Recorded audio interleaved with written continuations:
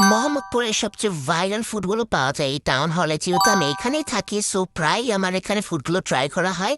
So প্রথমে চলে যাবো আমার সবচেয়ে ফেভারিট প্লেসে, যেটা হলো সিঙ্গাপুর জুস। এখানে আমার প্রায় আসা হয়। অ্যান্ড আজকে আমি লাচ্ছি একটা অর্ডার দিয়েছিলাম, বাট ওটা একদম মজা ছিল না, একদম ফালতু একটা দই দিয়ে বানাইছে।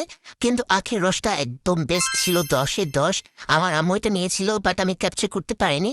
ভাই, টাউন হলে আসলে তোমার যেদিকে তাকাবো ওইখানে মানে ওই দিকেই শুধু ফুডকার্ট দিয়ে পুরা মানে এই লাইন পুরা ভরে গেছে। সো আমি একটা মোমোর দোকান থেকে র্যান্ডমলি একটা স্টিম মোমো নিয়েছিলাম, যেটার প্রাইস ছিল 120 টাকা। বাট আমার কাছে অনেক বেশি ভালো লাগছে, কজ এটার স্টাফিংটা অনেক বেশি মজা ছিল। আর যেটার মানে শীতটা ওইটা অনেক বেশি পাতলা ছিল।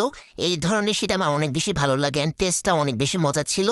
চিলি সসটাও অনেক বেশি ভালো ছিল। সো আমি এটাকে রেটিং দিতে পারি 9/10, কারণ এই টমেটো সসটার থেকে আমার কেমন যেন স্মেল আসতেছিল, বাকি সব ওকে ছিল।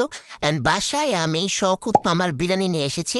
ওখানে কাউকে জিজ্ঞেস করলে আপনাদেরকে দোকানটা দেখিয়ে দিবে। অ্যান্ড টাউন হলে এই শওকত মামার বিরিয়ানি হলো আমার মোস্ট ফেভারিট আইটেম। এটাকে আমি দিব 10-এ 10।